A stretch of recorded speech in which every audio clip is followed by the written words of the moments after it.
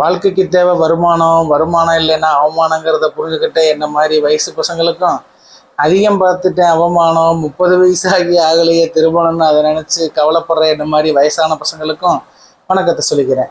நான் தான் blue shirt காய். ஆரம்பிச்சிருச்சு பிக் பாஸ். பார்க்குறவன்லாம் அரலூசுங்கிறத கருத்தை முன்னால் வச்சுக்கிட்டு தேவையில்லாத விஷயத்தை கேட்குறதும் தேவையில்லாத விஷயத்தை பார்க்குறதும் முன்னுரிமையை கொடுத்துக்கிட்டு என்ன மாதிரி இருக்க வயசு பசங்களுக்கு வாயில் அடித்து வயிற்றில் அடித்து அதை நினச்சி பார்த்து கவலைப்பட தேவையில்லை. வாயை கட்டி வயிற்றை கட்டி நம்ம உடம்ப குறைக்க போகிறோம். டெய்லியும் காலையில் நம்ம ஜிம்முக்கு போகாமலே வீட்டில் இருந்து எக்ஸசைஸ் பண்ணி அதை உங்களுக்கு ஒரு தொகுப்பாக கொடுத்து அது மூலியமாக பிக் பாஸில் நடக்கிற தேவையில்லாத விஷயங்களை உங்களுக்கு டெய்லியும் என்ன நடக்குதுங்கிறத சொல்ல போகிறேன். நான் தான் ப்ளூ ஷர்ட் காய். வாங்க வீடியோக்குள்ளே போகலாம். ஆரம்பிச்சிருச்சு பிக் பாஸ். ஆயிருமா டைம் பாஸ்ன்னு கேள்வி கேட்டிங்கன்னா எனக்கு தெரியாது. ஆனால் அவங்க எதிர்பாராத எதிர்பார்ப்புகள் அப்படின்னு ஆண்டவர் சொல்றதுக்கு ஏற்ற மாதிரி பிக் பாஸில் கண்டஸ்டண்டாக வந்திருக்கவர் தான் நம்மளோட டிப்பு அரக்கன் வாட்டர்மெலன் ஸ்டார் திவாகர் வந்திருக்காரு. அவருக்கு இருக்க கான்ஃபிடென்ட் எப்படி இருக்குன்னா, எவ்வளோ அவமானப்பட்டாலும் அதை நினச்சி நீ கவலைப்படாமல் நீ நினைக்கிற விஷயத்த கரெக்டுன்னு சொல்லி ஒரு அடமண்டான எண்ணத்தில் இருக்க பார்த்தியா, அதுதான் வாழ்க்கைக்கு தேவைன்னு விஜய் சேதுபதி அவரை பாராட்டினாலும், நான் அவங்களுக்கு ஒரு தடவை நடிச்சு காட்டுறேனே அப்படின்னு சொன்னேனே, நீ 100 நாள் முடிச்சு வந்து நீ என்ன வேணாம் பண்ணு அப்படின்ட்டு வீட்டுக்குள்ளே ஃபஸ்ட்டு அனுப்பிட்டாரு. முடிவெட்டணும்னா போகணும் சலூனு, குழந்தைங்களுக்கு பிடிச்சது பலூனு அப்படின்னு குழந்தைங்க மனசை புரிஞ்சுக்கிட்டு இன்ஸ்டாகிராமில் அழகழகாக வீடியோ போடுறவங்க தான் அரோரா சின்க்ளையர். குழந்தைங்க எல்லாம் இவங்களை அழகா அக்கா அக்கா அப்படின்னு கூப்பிட்டாலும் அக்கான்ற கூப்பிடுற பேர் எனக்கு பிடிக்கலடா கொக்காமக்கா அந்த பேரை பார்த்துறதுக்காக தாண்டா உள்ளே வந்திருக்கேன் அப்படின்ட்டு சொல்லி உள்ளே வந்திருக்காங்க அரோரா சின்க்ளையர். இவங்க உள்ளே போயிருக்காங்க. இனிமேல் இவங்க என்ன பண்ண போகிறாங்க, இவங்களுக்கு கொடுத்துருக்க பட்டப்பேரை மாற்ற போகிறாங்களா அப்படின்றத பொறுத்திருந்து தான் பார்க்கணும். இட்லி ஆறக்கூடாதுன்னா தேவைப்படும் ஹாட் பாக்ஸு, வாயிலே வடை சுடுறது பேர் தாண்டா பீட் பாக்ஸு அப்படின்றத சொல்லிட்டு உள்ள 3ஆவதாக வந்திருக்கவர் தான் எஃப்ஜே. இந்த பையன் யாருன்னு பார்த்தீங்கன்னா நிறையா பேருக்கு தெரிஞ்சிருக்க வாய்ப்பு இல்லை. ஆனால் அமேசான் பிரைமில் சுழல் வெப் சீரிஸ் பார்த்துருக்க எல்லாருக்கும் தெரியும். ஸ்ரீயாவுக்கு இவர் தான் மகனாக வருவார். இவர் கடைசியில் இந்த படத்தில் செத்தும் போயிடுவார். ஆனால் பிக் பாஸில் அவர் பொழைச்சிருக்காரா நிலச்சிருக்காராங்கிறத பொறுத்திருந்து தான் பார்க்கணும். கோப்பு கோப்பு கோப்பரி தேவி பேரை எப்படி சுருக்கி கோப்பு கோப்புன்னு தலை கூப்பிடுவாரோ அதே மாதிரி பார்வதிங்கிற பேரை சுருக்கி இவங்களும் நான் தான் பாரு பாரு அப்படின்ட்டு வச்சுக்கிட்டு சுற்றுறாங்க. பிஜே பார்வதியை பற்றி தெரியாதவங்க யாரும் இருக்க மாட்டாங்க. தான் போடுற வீடியோவுக்கு கீழே 500 கமெண்ட்ஸ் நல்லபடியாக வந்தாலும் ஒரே ஒரு பேட் கமெண்ட்ஸ் எடுத்து அவனுக்கு ரிப்ளை கொடுக்குறேன்ற கலாச்சாரத்தை மொத கொண்டாந்ததே எங்கள் அக்கா விஜே பார்வதி தான். இவங்க வந்திருக்காங்க. சர்வைவா ஷோவுக்கு போய் முதலாக சர்வைவ் ஆகாமல் வந்தது அக்கா தான். இப்போ பிக் பாஸ் வீட்டில் 4ஆவதாக வந்திருக்காங்க. அக்கா என்ன பண்ண போகிறாங்கிறத பொறுத்து இருந்து பார்க்கலாம். அதிகமாக பேசினா பண்ணிடுவாங்க சென்சாரு. அடுத்து வர போகிறதா துஷாரு அப்படின்ட்டு பட்டுக்கோட்டையிலேருந்து ஒரு தம்பி வந்திருக்காரு. இவர் யாருன்னா அவங்க பாட்டி வந்து சிங்கப்பூரான், தாத்தா வந்து நம்ம ஊரான். அதனால தான் தம்பி வந்து பார்க்குறதுக்கு கொரியன் கோபால் மாதிரி இருக்கார். தம்பியை பற்றி நான் ஒன்றும் சொல்ல தேவையில்லை. தம்பி வந்து சிம்புவுக்கும் சிவகார்த்திகேயனுக்கும் பெரிய ஃபேனாமா.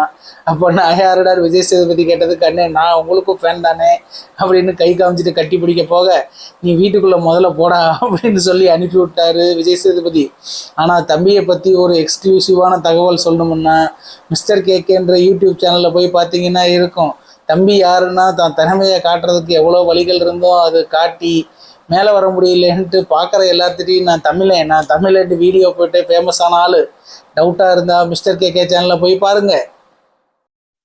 வெள்ளிக்கு அப்புறம் வரும் சனி. அடுத்ததாக உள்ளே வரப்போகிறது நம்ம cook with Comali title winner கனி.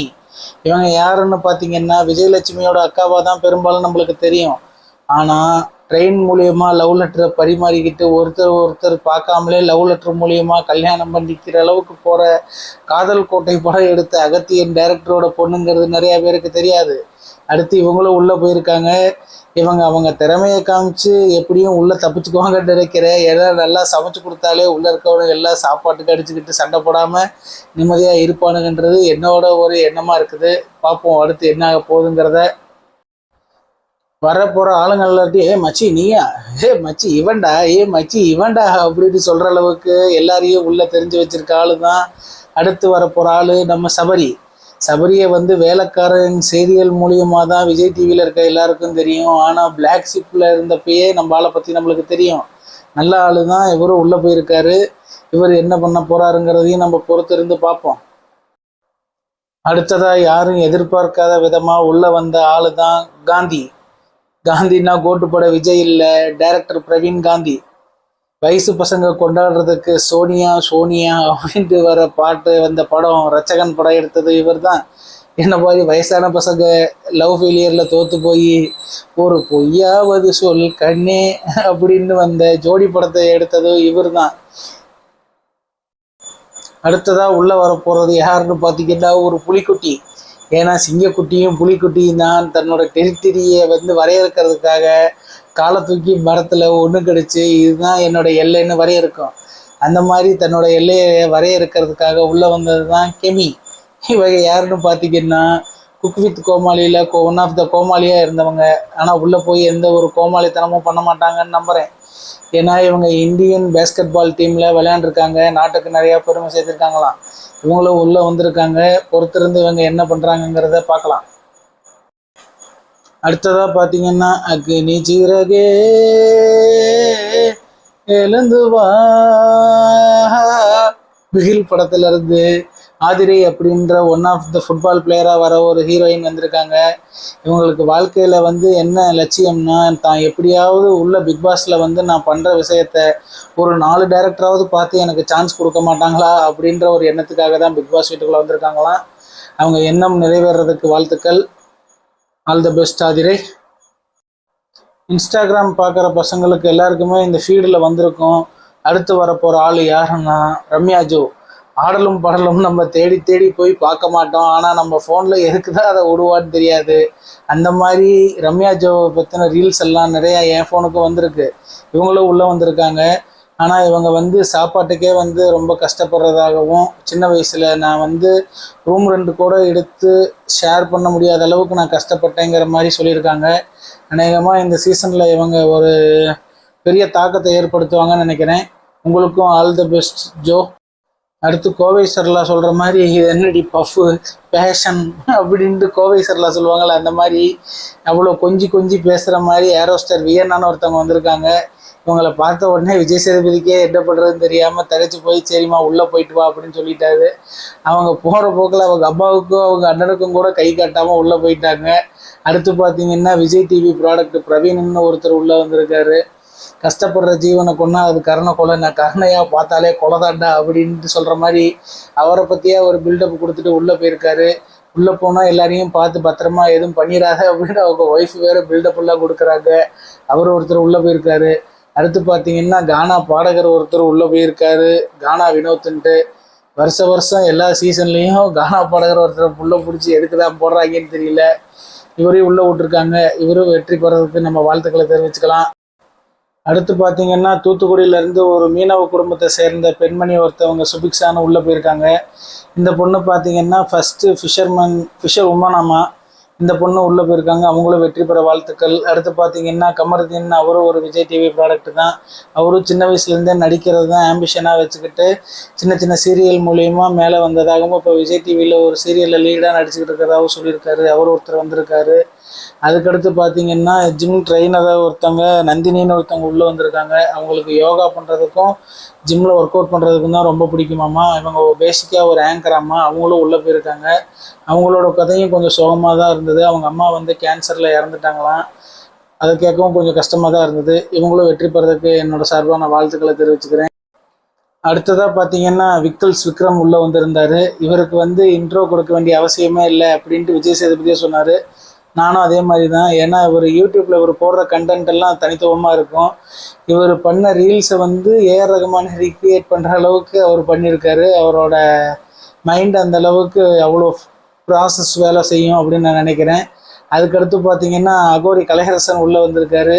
இவர் வந்து இப்போ நம்ம கலையரசன் தான் சொல்லணும். ஏன்னா இப்போ வந்து அவர் அந்த மாதிரி எந்த ஒரு செயல்பாடுகளையும் ஈடுபடுறதில்லை. அது நான் ஒரு தவறான முடிவுகளை நான் என் வாழ்க்கையில் எடுத்துட்டேன். நான் அவரே அதை நினச்சி ரெக்ரெட் பண்ணிவிட்டு இப்போ நான் ஒரு மாற்றத்துக்காக நான் உள்ளே போகிறேன் அப்படின்னு சொல்லிட்டு இப்போ அகோரி கலையரசர் உள்ளே போயிருக்காரு. அவர் வெற்றி பெறதுக்கு வாழ்த்துக்கள். கடைசியாக பார்த்தீங்கன்னா கன்னியாகுமரி மாவட்டத்தை சேர்ந்த அப்சரா. இவங்க முன்னாலேயே வந்துட்டாங்க. இவங்களை ஏன் கடைசியாக சொல்கிறேன்னா, இவங்க தான் இந்த சீசனில் என்னோட ஃபேவரட் கண்டஸ்டன்ட். இவங்க டிரான்ஸ் உமன். 2021 வந்து மிஸ் இந்தியா பட்டம் வந்து ஜெயிச்சிருக்காங்களாம். 2023 மிஸ் வேர்ல்டில் வந்து 3rd பொசிஷன் வேறு கெயின் பண்ணியிருக்காங்க. அது இல்லாத யூனிவர்சிட்டி வந்து ரேங்க் ஹோல்டராமா. இவங்க வந்து இந்த சீசனில் வந்து இவங்களும் கலக்குவாங்கன்னு நான் நம்புகிறேன். வாழ்த்துக்கள் அப்சரா அவங்களுக்கும். ரகளைகள் ஆரம்பம். பெண்களை தொடக்கூடாது, பொருள்களை விடக்கூடாது, அவ்வளோதான். இந்த சீசனில் வந்த கண்டஸ்டன்ட்லாம் இவங்க தான். ஒரு 20 பேர் உள்ளே வந்திருக்காங்க. இதில் வந்து சிவப்பு ப்ளூன்ட்டு வேறு கையில் பேட்ச் கட்டியிருக்காங்க. இதில் டீலக்ஸு சூப்பர் டீலக்ஸ்னு வேறு 2 டீமை பிரிச்சிருக்காங்க. இதுக்கு மேலே என்னென்ன நடக்க போகுதுங்கிறத பொறுத்து தான் பார்க்கணும். என்னோடய ஃபேவரட் கண்டஸ்டன்ட் யாருன்னு நான் சொல்லிட்டேன். உங்களோட ஃபேவரட் கண்டஸ்டன்ட் யாருன்னு பார்க்குறீங்களோ பார்க்கலையோ நான் வந்து நடக்கிற அன்னைக்கு சொல்கிறேன். உங்களுக்கு யார் ஃபேவரட்டாக இருக்காங்கன்றதையும் நீங்களும் சொல்லுங்கள். இதோட இந்த வீடியோ முடிச்சுக்கிறேன். எல்லாருக்கும் நன்றி, வணக்கம், நமஸ்தே, நமஸ்கார். ராகேஷ் அஞ்சனி ஸ்டைலில் சொல்லிக்கிறேன்.